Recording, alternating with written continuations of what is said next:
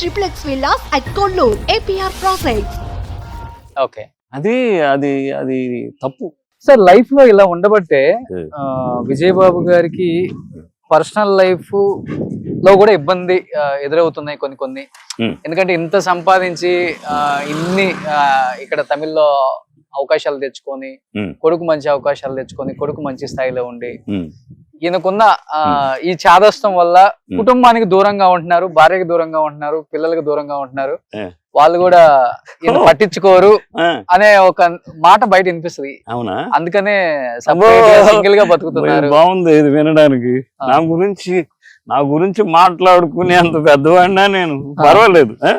ఇంకోటి చెప్పనా, నేను సో అటాచ్డ్, నేనేమంటాం తమిళ్లో అంటారు, తెలుగులో ఫ్యామిలీ పూచి, ఇంటికే పరిమితమైన వ్యక్తిని. ఓకే, నేను నా భార్య అదే ఇంటికి పరిమితం అవుతారు. ఈ ఇంటికి ఇంటికి అదే ఈ ఇంట్లో ఇప్పుడు ఎందుకున్నానంటే, ఇప్పుడు మనిషికి ఒకే జీవితం.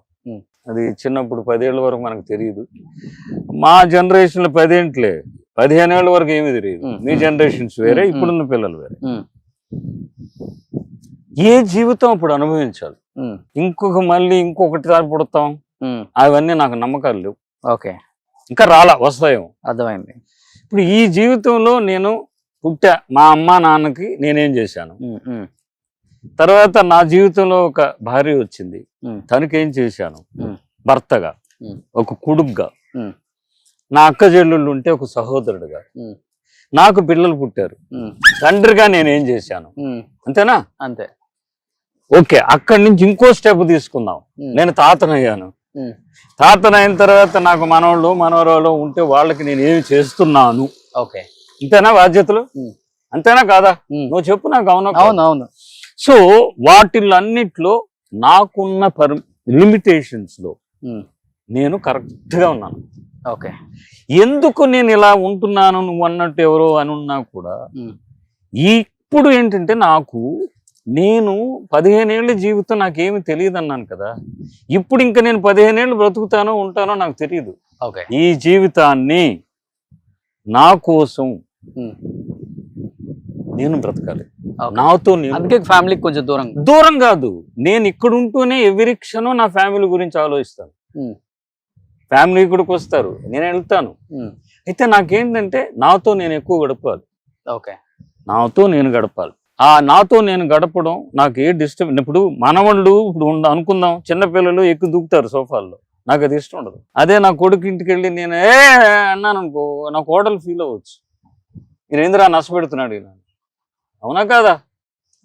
సో దానివల్ల మీరే దూరంగా ఉంటున్నారు. అది ఓకే, మనం దూరంగా ఉంటే సో ఎవరికి ఏ బాధ ఉండదు కదా. ఇది నా policy. Okay, so last time కొన్ని బీచ్ హౌసెస్ చేసినప్పుడు ఆర్టిస్టులు చెప్పారు, లాస్ట్ ఒక ఫ్లడ్ వచ్చినప్పుడు మొత్తం ఇల్లులన్నీ మునిగిపోయాయి అని. సో మీది పక్కనే ఉంది కదా సార్? ఫ్లడ్ వచ్చినప్పుడు సునామీలో సునామీ రోజు నేను ఇక్కడ ఉన్నా, అంటే అప్పటికి నేను ఇల్లు కట్టలేదు. ఒక్కసారి కూడా మునగలేదా ఇక్కడ? అంతేలేదు. రావండి, సముద్రం ఎక్కడండి వచ్చేసి. లాస్ట్ టైం సునామీ విజయ్ గారి ఇంటికి వచ్చింది అన్నారు. వానల్లో విజయ్ ఇంటికి వచ్చింది సునామీ టైం. ఓకే, అప్పటికి మీరు ఇల్లు కట్టలా? అప్పటికి నేను ఇల్లు కట్టలా, అప్పుడు విజయ్ కట్టేస్తుంది. నేను ఇల్లు కట్టలేదు. కానీ ఇక్కడ ఏంటంటే అక్కడి నుంచి వెళ్ళిపోయాయి నీళ్ళ సునామీ వాటర్ కూడా డౌన్ ఏదో ఉంది ఇక్కడ. ఇప్పుడు విలేజెస్ అన్ని ఎత్తులో ఉంటాయండి. అప్పట్లోనే చూడండి మీరు, ఈ విలేజ్ లో నీళ్ళు రాలా సునామీ. సో ఇప్పుడు ఈ వాటర్ సునామీ వచ్చినప్పుడు మొత్తం ఒక్కసారిగా వచ్చేసిందా? ఒక్కసారి ఇలా తాటి చెట్లా లేసే అలలు, అర్థమవుతుందా? లేసే అలలు ఇలా పడినప్పుడు వాటికి ఏదో, ఇప్పుడు ఈ విలేజ్ లో రాలేదంటే మీరు నమ్మండి, ఇది ఎంత హైట్ లో ఉంది. ఓకే, అలాగే కట్టారు పూర్వీకం.